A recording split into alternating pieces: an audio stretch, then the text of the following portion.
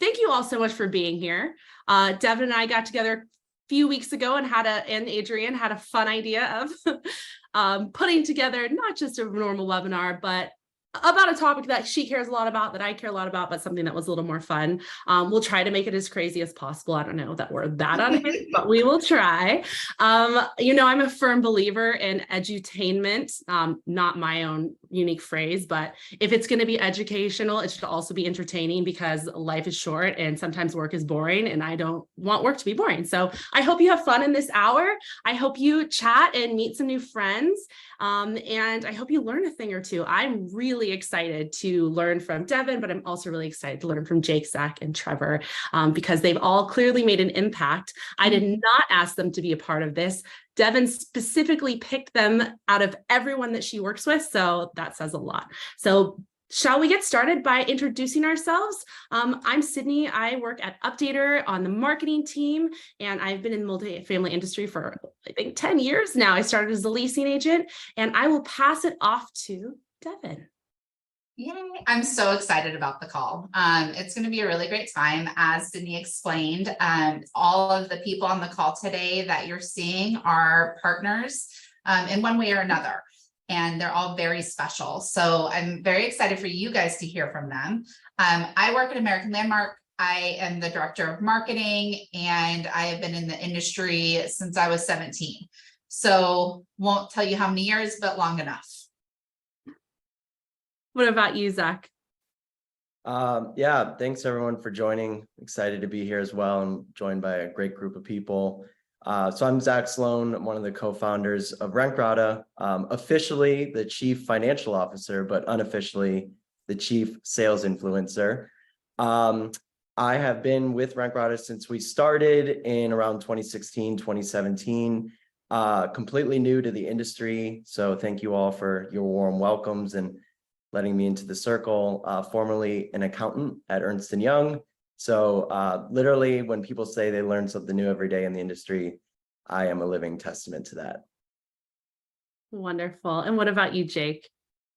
Hey everybody, excited to be here. My name is Jake Johnson. I am on the Updater team. I've been with Updater since 2016, but started my multifamily journey, Sydney, like you. I started as a leasing agent all the way back in 2004 in college, and have just kind of followed the path to where we are today. I was sharing a conversation earlier about relationships and first dates. I literally met my wife in the industry, so I don't know if anybody was on here earlier. So it's kind of a family circle initiative with what we do. So excited to chat today. And last but not least, Trevor. Hey everybody, I'm Trevor Park. I am the VP of Marketing for Rent Dynamics now in Trata, and I've been in the industry, I think, coming up on 10 years. I started with Greystar and went to Pinnacle, and then jumped out for a little bit in single family, and then back onto the vendor side. And so been doing it from both directions. It's been a lot of fun, and thanks. Appreciate to be a part of this. I started at Greystar too, but actually technically Riverstone Residential, and then we got Riverstone, that's right. Amazing. Well, let's get started. So I'm sure you all know this, but we have four panelists here, which is a lot for us normally, but it was really important to tell the full story. So we have Devin here representing the multifamily professional side. She brought along some of her incredible partners, and they're at all different stages of the courting life cycle and partnership life cycle. We have Zach, who is in the early stages with Devin. They're still in the awareness stages. Then we're moving on to Jake. They're in the courting stages. They're considering Updater. It's happening soon, but it's not quite done yet. And then, of course, we have Trevor, a very longtime partner of Devin's with Rent Dynamics, and a very strong partner that she was excited to bring on board. So thank you all for being here. I'd love to, in the chat, if anyone has like partners that they're in the courting stages or their favorite partners, drop them in there. Obviously, don't leave anyone out, but I want to hear who's doing a great job. So let's get started. So in your opinion, we'll start with Trevor. What qualifies you? What makes a great multifamily partner? What are some tips to maximize your time with prospects or current partners? I think my first kind of way of being a good partner is just being a resource and realizing that like not everybody is going to be the purse string holder. They're not going to be the one that's going to be actually signing on the contract, but everybody should be a good resource to one another. And by doing that, it's going to create really good word of mouth of, hey, do you know somebody that does this? It's that I don't, but I'm pretty sure Trevor does or Zach does. And so being able to like know who's good resources in this industry is a really great way to stay connected. And then from there, just really understanding what is important to that person. It's not like just the company that should be important. It should be that individual person. Do they have a passion for nonprofits, and which nonprofits, and how do they like to get involved? And so understanding that you can get involved with those things as well. I joined a nonprofit board last year just because a friend of mine in the industry was on it and they were looking for somebody else to join, and I thought it'd be a good cause to be a part of. And so just being connected that way, I think, is also a really great way to kind of build that partnership. Wonderful. And what about you, Jake? Yeah, I totally agree. I think it's first and foremost, like, be confident in who you are. There's one of you, right? So approach every conversation or interaction or networking opportunity to really evaluate and position yourself first, and then uncover over time exactly what your value might be in a business relationship. But I think that's the way that I've always approached it, is utilizing your own personal characterization and then finding ultimately a fit and then moving on from there. And then again, like Trevor said, leaning on relationships. Zach, I remember when I first met you years ago, I'm like, what is this idea? Who is this guy? And we've become fast friends along the way, and love seeing you at the shows. And ultimately it pays off, right? Even in a Vindy relationship. I had a conversation yesterday from an introduction you made. So I think it's valuable to lean on those outside of just, the courtship with a vendor partnership and signed contract eventually. Speaking of Zach, tell me what makes a strong partner, or ways that you maximize your time with your partners. I know there's only one of you and you're a very lean team. Yeah, it's definitely something that I've learned along the way too, because at the beginning it was just spend as much time with everyone and get as much information as possible. But then as you start going to more conferences and learning that literally, to me, the most valuable resource at a conference is your time. Spend it wisely with the right people, doing the right things. You can have very late nights, and you need to figure out how to balance it all. But once you start to hone in on like the right people to spend the time with and the right feedback to receive from them and give them, and vice versa, then you start to really realize who is in it for the long run with you, and who's really just in it kind of for the short term, or just like the let's go to a concert together because you're buying tickets. And once you start to realize that, I think you start to really understand like how to build those long-term partnerships that, who knows, like Sydney, you and I met when you were on the other side of things. And so when we formed our relationship, it was you using us as a supplier partner. And now we've been working together for a number of years on the other side. So it is just finding that foundation and finding good people on the other side. I saw something in the chat a little while back where someone said, Devin, I've never met you, but I feel like I know you. And I felt the same way when we first spoke. And beyond just like maximizing your time, identifying who's the right person to work with, I mean, there's so much power in being active on LinkedIn. I know we're all very active on LinkedIn, but I heard a very brilliant marketer say once, you should treat social media and specific channels like LinkedIn as an opportunity to be in the middle of important conversations happening amongst your ideal customer profile right now. And so even if you don't have the bandwidth to take every single person out to lunch at NAA, you do have the bandwidth to, comment on their posts, read them, and like figure out what they're passionate about. Like going into this first meeting with Devin, I knew exactly what she wanted to talk about, kind of, and she had spoken about it in other podcasts, and I knew that was her passion. So that's another great way to maximize your time with potential partners. And do you want to bring it home, Devin? Yeah, I mean, everybody's really nailed it. There is a reason that these specific partners are on the call, and it's because of who they are and how we have our introductions and our relationships. Little bits and pieces stuck out to me, like with Zach, as somebody in operations, I should never be just going to concerts to go to concerts, right? Everybody here who knows me knows I'm the person that says, don't bother taking me out to dinner. Like, I don't have time. Plus, that's not what you're here for, right? So, you know, I think there's a lot of things that we can learn on our side about being good partners in return, because I do know there's a lot of people that take advantage of that. And it's just, it's not cool. So, you know, there's a lot of things that really drive it home for me. Bottom line, honesty and respect, right? Everybody that I work with has respected my time and my honesty and has been honest with me in return. And that's really all that I can ask for, is for somebody to be very open and honest with me. So we've heard about some great qualities, but I want to have a little fun. And I want to pull us back to the early stages of awareness. I think there's a lot of marketers on this call. There usually is when I host these things. And a big part of our job is educating our market on what we do, who we are, and we're competing for eyeballs. We're competing for time. There is a lot of information being thrown at our customers all the time. So how do we stand out? So I'd like to talk a little bit about the very early, like, swipe right phase of a relationship. How do you, and let's start with Devin, how do you discover and what sticks out to you in a brand or potential partner? You know, there are some very specific things that stick out to me, like LinkedIn, right? Constantly getting those emails that's like, hey, Devin, I saw you on LinkedIn, let's do business.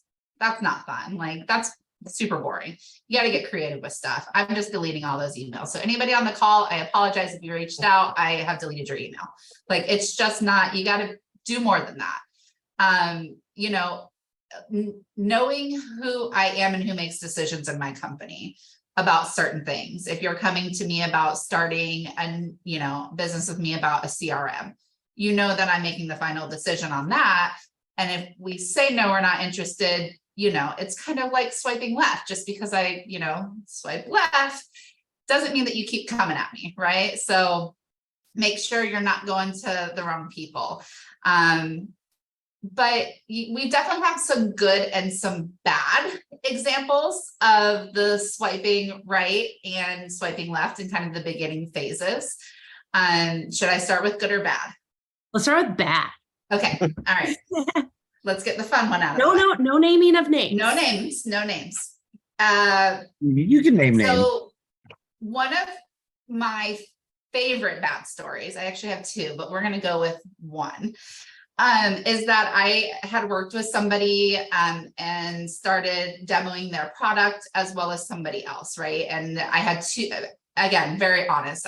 Everybody knows where I am at, you know, in my decision making. But that person, even though I told them no, we weren't going to move forward with them, took that opportunity to use my name and my company's name, as well as somebody else they would have been integrating with, to start trying to get business from other people, saying that they had signed contracts with me and they had signed contracts with somebody else and integrations had been started.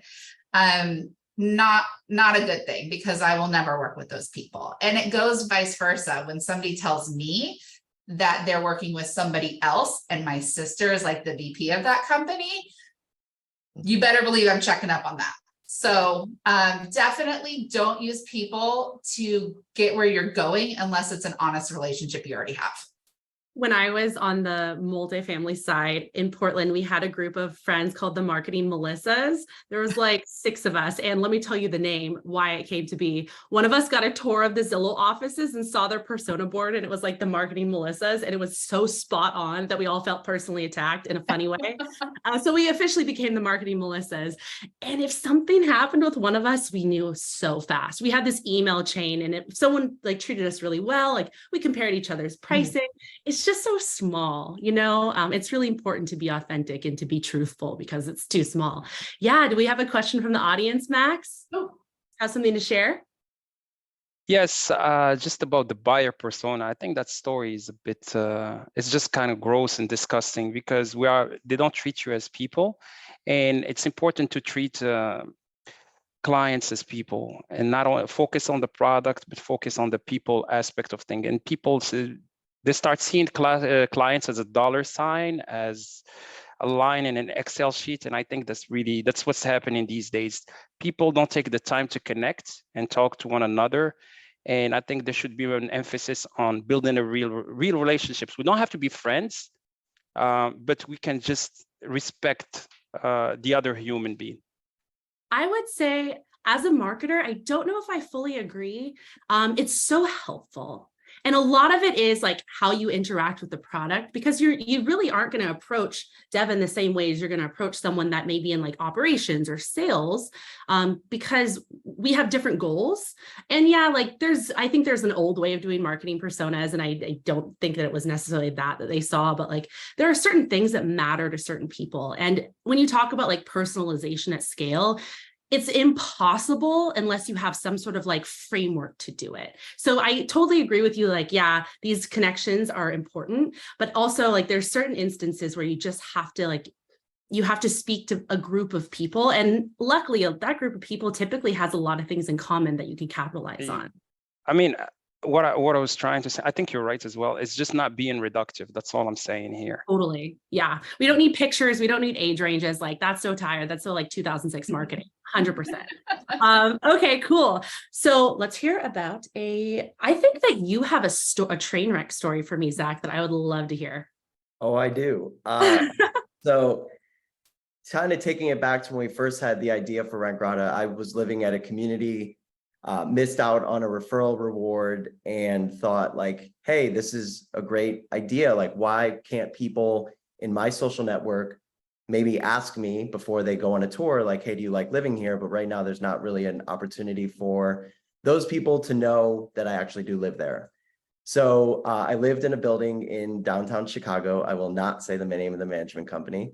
And since they were based there, I thought it was a good idea to, like email them, but also maybe just show up at their office and try and get them to use us. But then not stop at like, no, but just keep going and maybe keep going again.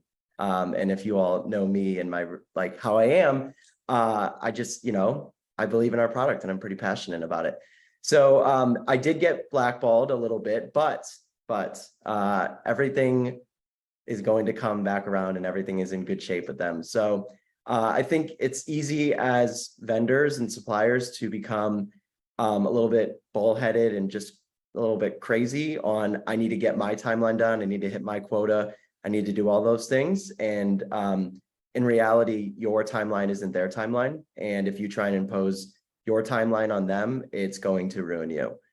So that was a little bit of a bad story from starting Rentgrata, and it's recoverable, but just be smart with your relationships. But the reason that you're here today, Zach, is because you had a huge win. Devin, out of every vendor that she doesn't work with, specifically said, I want to talk to Zach. Devin, can you tell me a little bit about why Rentgrata is making such a big impact on you when you're not even partnering with them yet? Yeah, so let's actually start kind of from the beginning. And where's is Trevor still on camera? He's not. So let's go back to AIM 2 years ago, where I'm here in Florida and sleeping. And Chantel and Trevor are at AIM. It's late. I assume they probably have some drinks. And I wake up to a random text message of a picture of them.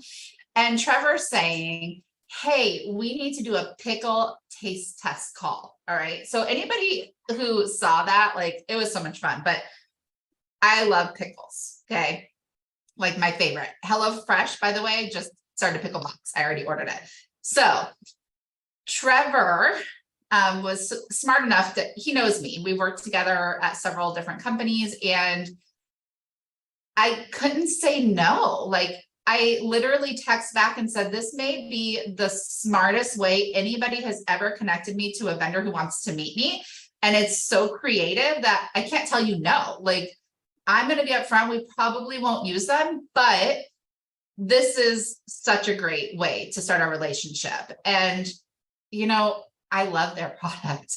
I've been working on getting them here to my company for over a year. That has not ended. We will continue to get them into our company until they, we sign a contract. But we have a very special relationship. They know that I'm very transparent about things. We've met, we've talked about data, we've talked about numbers, and they don't write me off. They know that they don't have to push me because they know where I stand, right? Like as soon as I get the yes, I'm signing the contract. But their product is great. For me, having that open respect and transparency is huge. And everybody on their team is that way. And it doesn't matter how many times they take me to lunch. We've literally only been to lunch one time, but it's not that. It's just our relationship. When we left Social Media Summit, Zach had spent so much time with us. I was like, I'm having withdrawals. Like, I feel like I need to talk to you way more than I already do. And as a matter of fact, like I bought him lunch. Why are more people not treating our partners to lunches and dinners? Because at Social Media Summit, I bought 2 dinners, both over $1,000, and bought him lunch. Like there is no reason we can't do it in return. I love that. This is the perfect segue for the answers to our first poll question, which was, what's the most important thing you look for when evaluating a potential partner? I'm not surprised, but the number one most responses was product. It got 53%, but people was number 2 at 26%. And then price was not even an issue. Reputation and data fell behind, more so reputation than data. But if you think about like what you focus on as on the vendor side as a technology company or whatever, yeah, product is really important, but having the right people in place that can make can create this impact is really, really powerful for your brand. Because I mean, actually, I can give you an example as a buyer myself. I never respond to SDR emails, like random outbound, like cold emails. Ever. Except for I got one from Chili Piper. Do you guys ever see them on LinkedIn? They were just posting the cutest stuff. I was so impressed with their marketing on LinkedIn that I was like, I'm probably not going to use your product right now, but I had to respond to you and say, I'm a big fan. And like those things make a big impact. And yeah, if I was in a position to need Chili Piper or something like it, I wouldn't shop around. I just use that one. And that's the impact it can make. I know we have a lot of vendor side folks on the call. Do we have any people on the multifamily side or have been in the multifamily side in the past that have had a similar experience as Devin, where there's just a brand that totally stuck out to you and just created so much delight and felt really personalized? Well, put it in the chat or raise your hand if you think of something. Okay. Let's move on. Okay, so we talked about initial first impressions and the swiping phase of the relationships.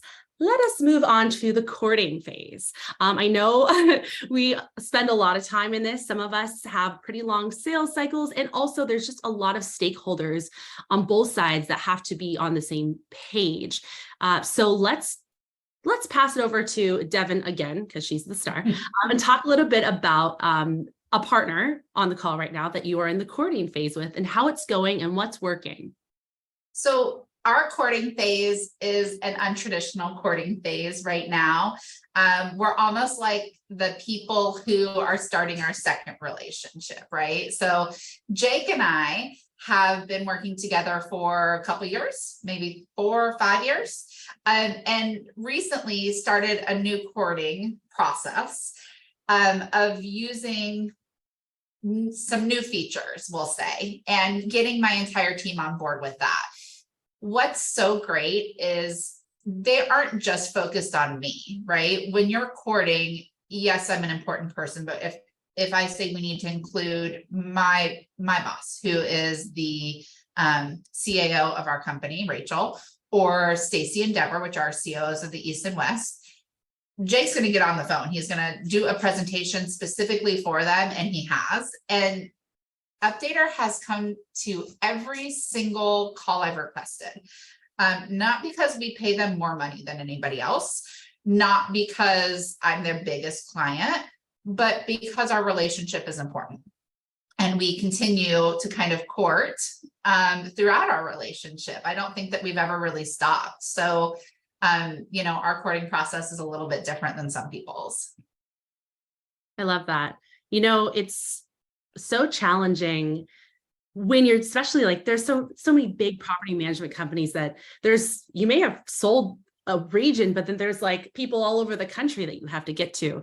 And having a really strong internal partner, we used to call them project sponsors, because like you're not going to be in every room and every meeting to sell your product or to show value. You really have to have like, they're almost your inside man, like your internal salesperson, like really give them the tools they need to succeed, but also be there as their sidekick when they're going into those important meetings. Like when I was marketing for portfolio, I always had to like teach me how to sell your product. I know I want it, but I know I'm going to have to sell it again. So help me out here. So Jake, I'd love to hear your side of the story. Yeah, and I love the always be courting in the chat. That's just spot on. And I think it's true. I mean, Devin, we are in a unique situation. And I think our story alone is one that's like, hey, we're courting and we're looking at doing this. And then you gave us a call and said, let's talk about this. Instead of talking about it over the phone, which we would have, we booked flights and we came down and said, let's talk about it. Let's go have lunch. Let's do this in person.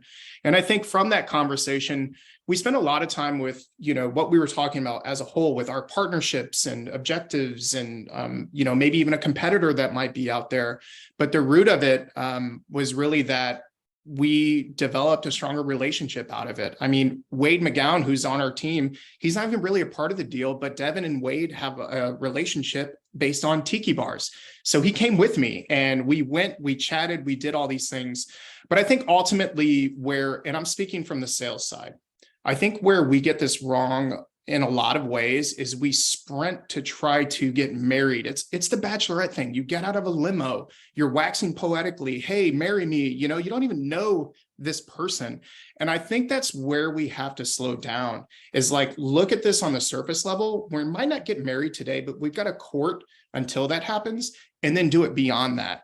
If anybody's on here, if any guys want a really great tip, like I just read this book called 8 Dates, and it's about dates that you have that have certain, questions that you ask in your marriage. And I think you have to do that in business as well. Like come in, have the tough conversations, find out what's going on, accept the fact that you have competition and use that as a validation that you're doing something right, but you need to listen actively, ask more questions, dive in, understand why you are there and what you can do to take the next step. And ultimately, if you get to that marriage phase, I think you win in the long run, whether they say yes or no. It's a learning or a win from that standpoint. Yeah. I mean, how can you not want to always be courting with Jake? Listen to him talk. I mean, he's married and he still reads the 8 Dates book. Like, come on, man. I think we need to coin that phrase and make t-shirts for the next conference. Jenna, put it in the budget. Amazing. And we have a lot of people on the sales side on this call. We have a lot of people on the marketing side on this call. We can do this at scale. This is not just about making sure you follow up and making sure you're at a bunch of meetings and having those really important one-to-one relationships. As a marketer, we're in charge of one-to-many relationships. So how can you take that same always be courting thing and infuse that into your marketing strategy? So the content that you produce or the campaigns that you run feel really personalized and really special, like your ideal customer profile feels seen. Maybe we should all read that book and see how we can like transition it into a business version. I love that. Now, before we move on to the next phase of the relationship, does anyone in the audience so far have anything to add? Anything that tips for the rest of the group, fun stories? I'd love to hear from you. Y'all are quiet. Oh yeah. I'm really enjoying the chat. I'm really enjoying that. I've been trying to keep up. What's going on, Max? Just to add to what Jake said about the 8 dates, I remember in grad school, I had this professor who's actually in real estate. He was teaching us structured finance for real estate. He's a real estate professional. And he said something that stuck with me, and I think it helped me a lot, especially now that I'm in sales. Even though we don't do a deal, let's leave people with a good feeling. We might not do a deal right now, but we might run into each other 3, 4, 5 years from now. It didn't make much sense to me because I was in my early 20s, mid 20s. So you don't see the long game. It's always everything is short term. I didn't see the long term, the value in having these, leaving people with a good feeling, and people are not disposable. We're gonna run into each other, and I cannot tell you how many times this happened. So thank you for bringing that up, Jake, again. Sorry, I don't want to talk too much, but I like this. Max, You'll have to be on the panel next time. I know. Noted. Yeah.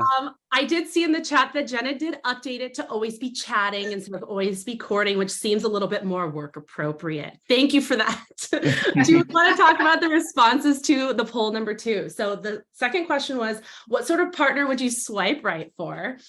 We have the problem solver, the strategic advisor, the multifamily expert, the relationship builder, the value creator, and the discount giver. This is pretty split. I'm seeing that maybe is it the value creator won, but not by very much. Interesting, the discount giver did not win a single vote. That doesn't matter. My first sales job, I have been in sales, not just marketing, was selling ballroom dance lessons. And I was so afraid of the money. I was so afraid of it. I was so afraid of asking for it, mostly because I couldn't afford to take ballroom dance lessons for myself. But I learned a really interesting lesson from a gentleman named Casey that I used to work with at Knock. He was on the sales team and he's brilliant. And he taught me this trick where it was like, instead of answering questions or jumping into it, what about trying to repeat what they say? So if someone says, I want a discount, he says, a discount. And they say, yeah, I want to try this thing. He's like, try this thing. And you have to do it with tact so it's not unnerving. But what it really does is it gets to the root of the thing. Do they really want a discount, or do they just not see the value yet? Or they just need an opportunity to more information to see, is it the data? Or maybe they need someone else in their team ask for a discount because they're not fully bought in yet. So I love that all the other things won out over that. Does anyone have? Yes, Jamie. Yeah, so I never had that problem, but I had a different problem.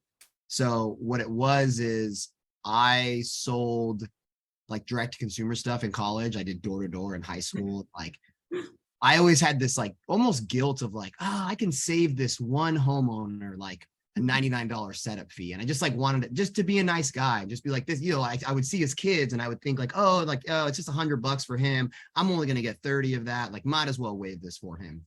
I then took that mentality when I became into multifamily sales. And I think it was Josh Heck or Corey Smith that sat me down and was like, Jamie, you're selling to multi-million-dollar assets. That $100 setup fee isn't going to help them out. It doesn't really do anything. So I don't know. I just had to I had to cut off this altruistic desire to save him a couple bucks, realizing that I'm actually not really saving anyone a couple bucks. And that made all the difference. I totally agree on the other side.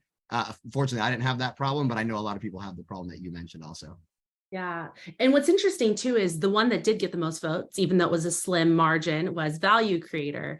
And yeah, $100 is a kick in the bucket when you're managing $1 billion in assets, but being able to show the value, because everybody has a boss. Everybody's answering to someone.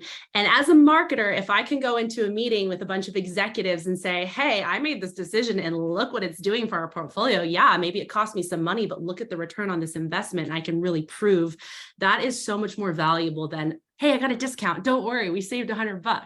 So these are cool results to see. And honestly, everyone on this call, even if you're on the vendor side, you're buying something. I'm advocating for software I want right now. My boss is on the line too. Look at it. If I could jump in real quick on the value creator, it's interesting because the different suppliers just on this whole call, we all sell different things, and some of us have varying range of competitors that we're going against. And I think value creator is difficult for some companies, because if you're a little bit early stages of creating that value, it might not be as universally bought in by some of the decision makers on the other side. Whereas if you are one of 20 companies doing something, the idea of the value of the concept is probably bought into, and then you morph into a different type of sale after that. So I think that it's kind of a complex answer in a way, based on the life cycle of the idea and the concept that you might be selling. I don't know if you've ever seen that that visualization of getting buy-in in the market, where it starts with the early adopter. Right there. Yeah. Yeah. Right there on the bookshelf. Yep. Yeah, it starts with early adopters. And it's, I think who you're selling to really matters, because there's certain trailblazers in our industry. And when they do something, everyone else takes notice. Mhm. And shout out to those trailblazers, because that's really valuable, because you can never start with data, because you got to start somewhere, right? So it's really cool to see. So let's move on. We haven't heard much from Trevor yet in his like gorgeous, sunny, wherever he is. Where I'm in I Spokane. Oh, Spokane? Is that Yeah, sunny? Eastern Washington. It's 88 degrees right now and sunny, I think. Definitely not bad setup. We're in my mom's backyard. Hi, Mom.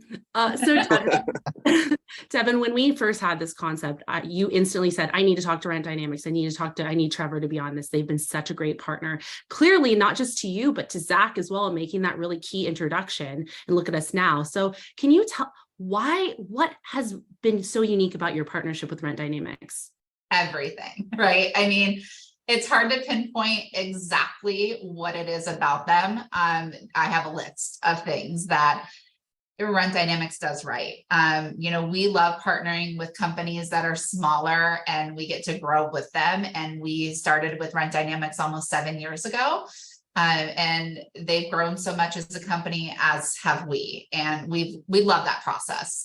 But it's, for me, a lot about the people and the relationships. It doesn't matter how large they've gotten or how many people are my new client manager or how many people have come into marketing, or I'm always treated with respect and honesty. And those are like my two biggest things, right? So when I have a partnership this long and a relationship this long, where it's not just about their great product, and Rent Dynamics, it's the best. I mean, come on, but sorry for anybody who's not using Rent Dynamics, but they are. I mean, they're great. So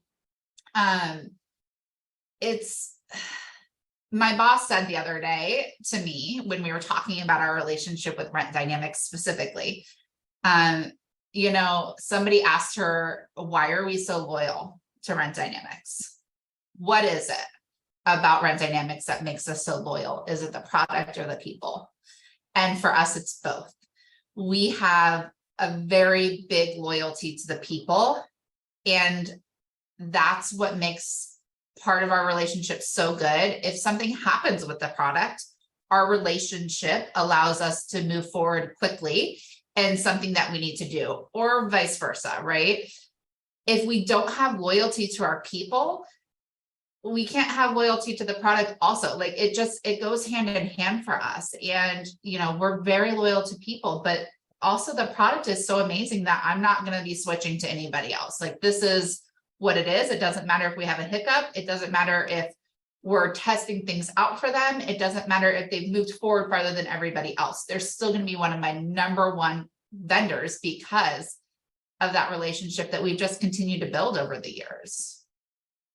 Amazing. Trevor, do you have anything to add? Yeah, I mean, I think one of the things that I've also realized, I have kind of a long record of companies, and not every company likes to do it this way. They have a lot of them have a very general approach of here's our company holiday gift that we're giving out this year, and that's what everybody gets. And I think with our leadership at Rent Dynamics, they're really relationship driven. Like, I think about Quincy and how he's built his relationships, Alex and Blake, how they've built relationships, Mike. Everybody has a really unique approach to doing it, but they all do it from a very personal touch. And when I first came on, I was talking to Blake about some of the cool swag that he had around his desk, and there was this red rotary phone, and I'm like, what is that? And he's like, oh, that's a phone that we gave to one of our clients that anytime she picks it up, it calls me. And I was like, what? That is amazing. And he's like, yeah, let me try it. And he texts Devin to pick up the phone, and Devin picks up the phone and calls, and it goes straight to his line. And it probably by far the most unique thing I've ever seen done for a client. And that in itself, just the fact that leadership was doing stuff like that, gave me a lot of comfort to also just do personal things. Like, I joined Orange Theory to be closer with a prospect so that we could work out together anytime we go to conferences. And just that kind of stuff. There's a lot of opportunity to like just like do a lot of fun things. And then when Devin and we got a chance to talk, I don't know how pickles got brought up. Maybe there was like a pickleback involved or something, but you had mentioned that you loved pickles. And I was like, well, I also love pickles. My sister makes some like really bomb pickles. And we had like just shared that topic. And then I think Chantal, we were at AIM and she's like, hey, you've been hanging around Devin. Like, I really want to get to know her. And I'm like, well, let's do something cool. And so we shot her the idea, and it ended up, we sent like 5 or 6 jars of pickles to both Devin and Chantal. And it was like a pickle tasting flight that we tried a different pickle. I had a question paired for every pickle type. And so like we went from like sweet to spicy to smoky to sour, and every question that was around that we would like throw towards Chantal and to Devin, and it was kind of just like a little panel thing. So it was just a lot of fun. Amazing. I think Jennifer had something to add. Did you have a quick thought or question? I did. I actually was, when Devin was just talking, it made me think about the exact strategy is no different than who our consumer is, who is the on-site, who is somebody who lives at a property. Right? Like your resident wants to actually on site, trust and see transparency and build a relationship with the property manager. And as long as you're doing that, then they're going to continue to buy or stay and pay. Right? And that's the product. And so, I mean, it is really kind of no different than from a resident perspective versus what we in, vendor to a management versus management to an on-site resident. It just kind of made me think of that dynamic or that, triangle piece of the connected dots. So that was just an interesting thought. One of the things that Go. I wanted to pickleback on that, or piggyback. Really? I wanted to piggyback on that, because I think the on-site teams are like the pulse, and like they have like this amazing like network with their maintenance teams and their leasing agents, and being able to like hear what the residents are liking and talking about and being able to pick up on that, I think is so cool. I think of like Claudia Linton. She had some maintenance workers that anytime they would like see something cool that a resident had, they'd ask them about it. And then depending on what that conversation was, the property manager, they would tell the property manager, and then the property manager would use that for renewals. And so they'd be like, hey, we saw that you were a really big fan of this sports drink. We bought you like a 6-pack of it, or like this kind of booze, and we bought you that. And just like kind of incentivizing that renewal process by like just listening. I mean, I have to jump in really quick because I have to show everybody the phone. It's not plugged in right now because I just moved offices, but this is my phone that normally when I pick up goes straight to my accountant, which I love that the president of my company did it one day and Blake did not pick up, and he left the funniest voicemail ever. And speaking of picklebacks, this is why. This was one of my very first Christmas gifts from Rent Dynamics. And in case anybody like doesn't know what to get the person who doesn't really drink, but loves picklebacks, you get them a custom made case with 2 glasses, a spot for pickles and a spot for a bottle of Jameson, which is clearly gone. So that starts the pickleback. And it's like, they knew me. They've always known me. And Jeff Goldblum socks. These were my present this year. You didn't have to spend a lot of money on me. You did something like this, and it makes my whole day. So just a little bit of insight. I love that. Does anyone else on this call have any stories of little gifts or things that just like totally stuck out and delighted them? So I'll just mention, if any of you know Todd Cattler, who's my former boss and kind of one of those old school industry icons. And admittedly, if he was here, he would admit that probably half the industry does not like him and half the industry loves him. So just know that, because he could be abrasive. But when it comes to those types of things, I learned so much from him. I mean, he's the big wine and cigar guy.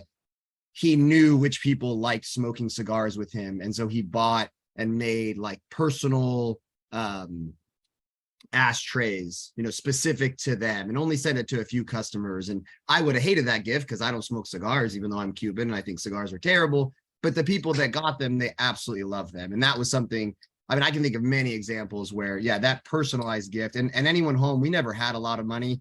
We weren't Rent Dynamics. Congrats, guys, on your awesome acquisition. We were always like scraping by, trying to make things happen. I don't work for them anymore, by the way. And, but that's what we had to do. We had to think of really cool ideas like that.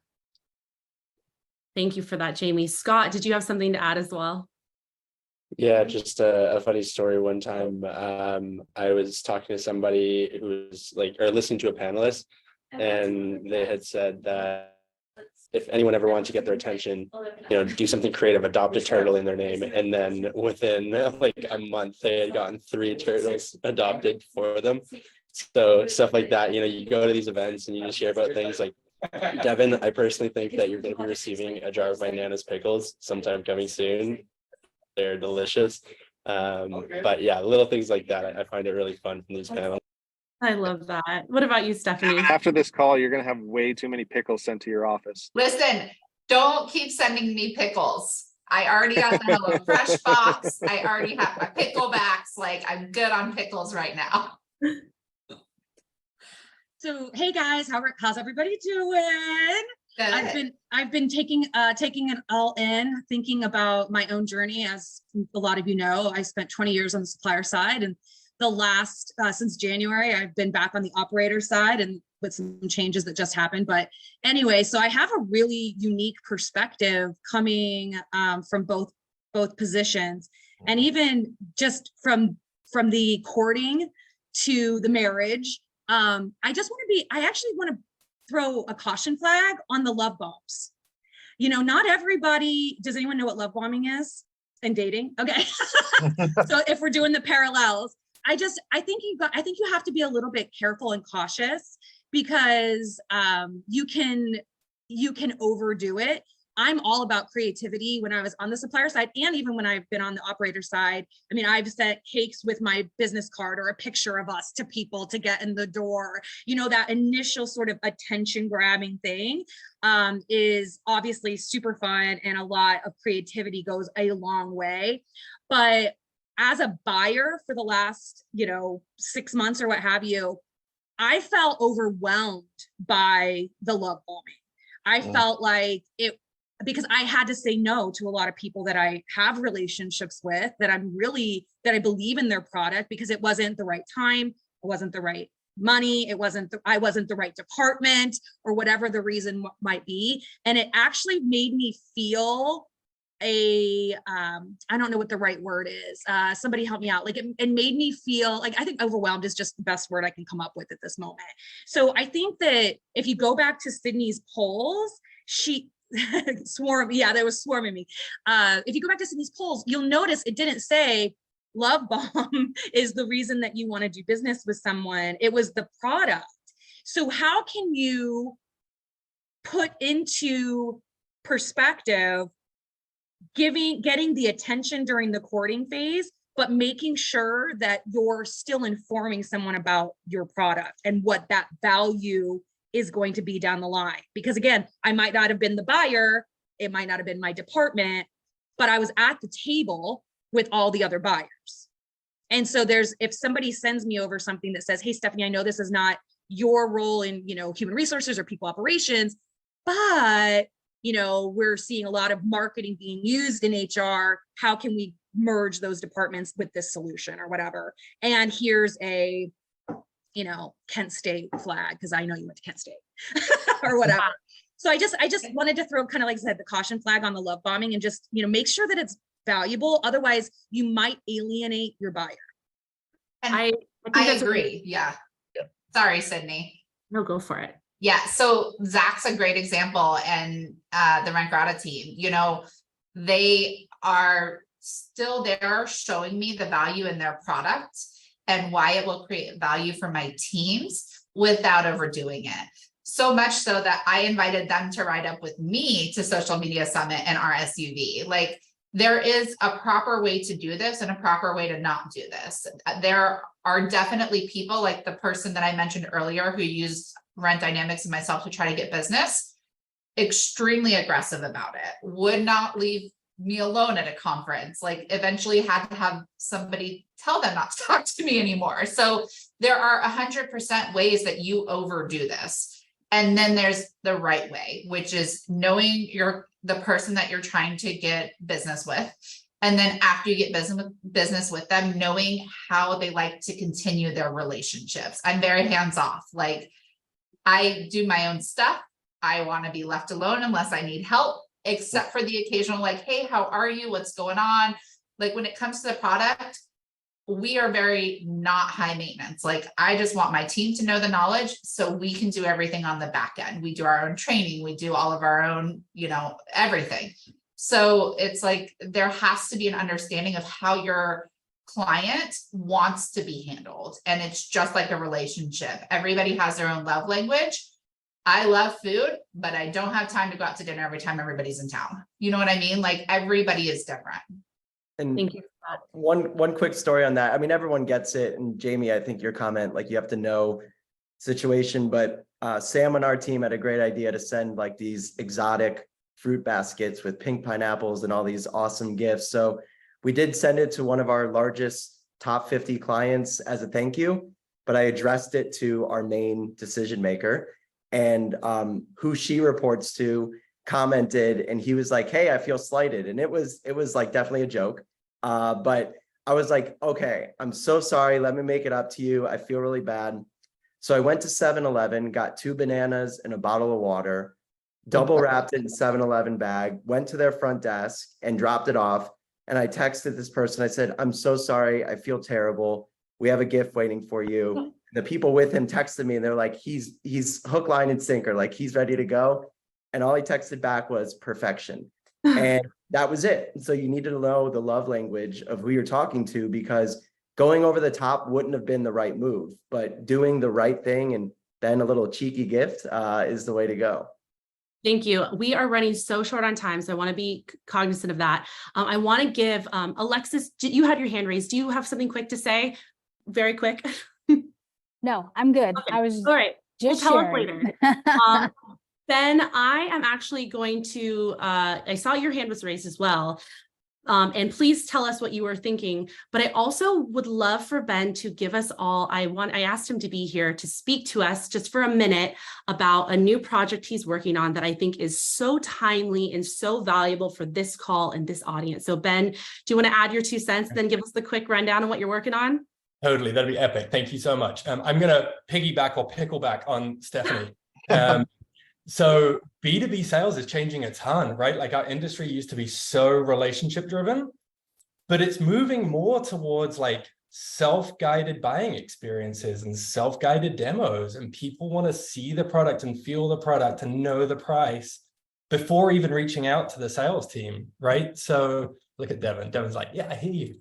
So like, Salesforce did an epic like state of commerce study, and their stat was 72% of B2B decision makers want a B2C experience today.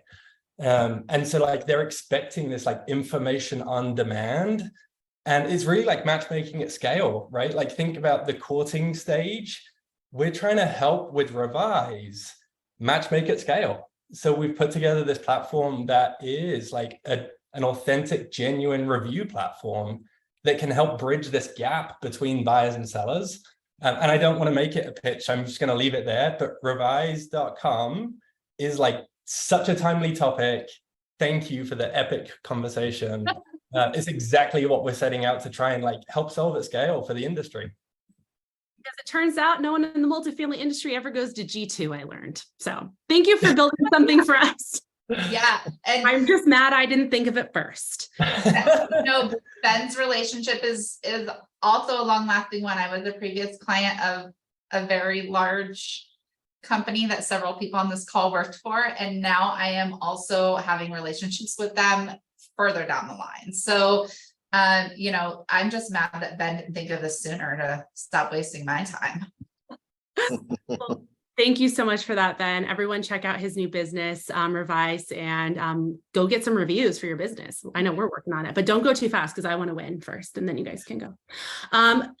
Thank you all so much for being here. We have a couple minutes left, and I think it would be perfect timing to give our guest of honor, Devin, who has been so generous and open and honest and candid with us, which and a lot of us on this call are on the vendor side. It is not very often that you just get to hear point blank how your customers want to be sold to, how they want to be marketed to, how they want to form relationships with you. So I think it's really special for all of us to get to hear this. And I really appreciate you, Devin, for doing that. And I also really appreciate you, Zach and Trevor and Jake, for sharing your side of the story and helping us learn what works, maybe what doesn't work. So Devin, will you give us why don't you wrap it all up in a nice little book? Bottom line, what it boils down to for not just my partners that are on this call, is the communication, the accountability, the respect that we have. And it's not just one-sided. Everybody knows that if my team screws up, I'm going to be the first person to say we screwed up and we're going to fix it. And I also think that sometimes I'm too honest, right? Like, maybe people don't want to hear so bluntly that I'm just not interested right now. But I appreciate everybody who knows me and knows, my type of relationship with them and respects that, because, it's been a very long journey to find myself as a marketing person instead of somebody on site.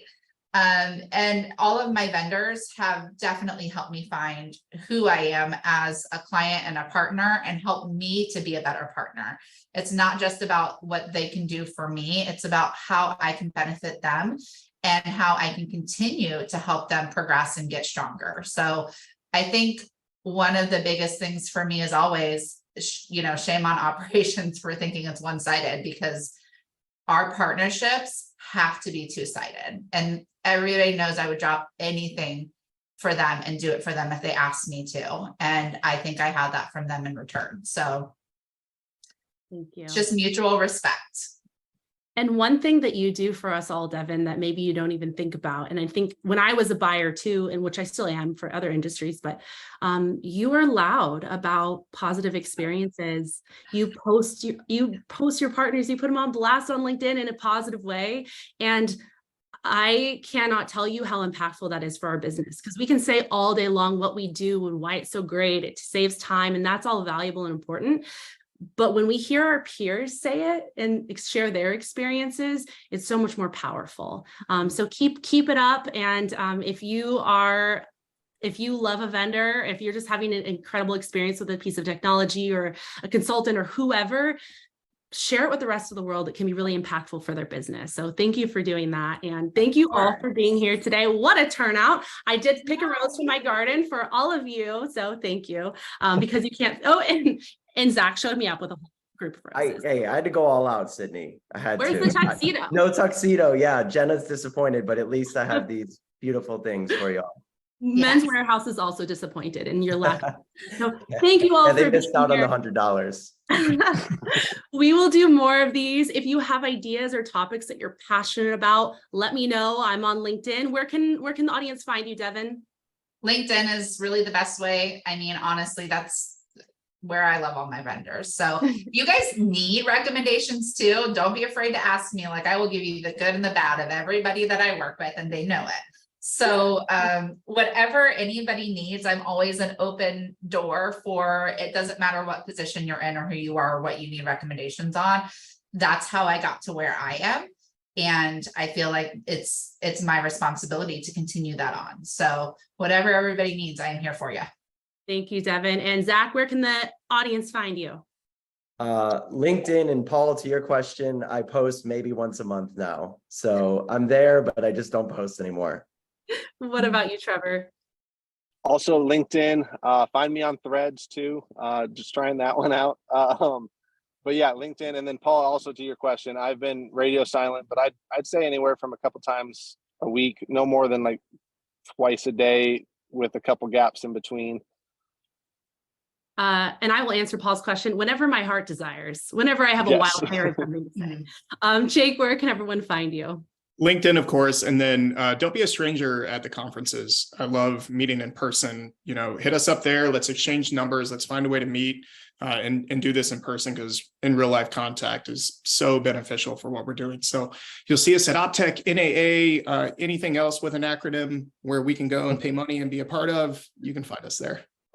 Well, we'll see you all at OffTech, but hopefully we'll see you before that at the next one of these Multifamily Pros. Who knows what the next theme will be? Let's get crazy. Send me your ideas. Pickleback theme? I don't know. Have a wonderful rest of your week, and I will see you next time. Bye, everyone.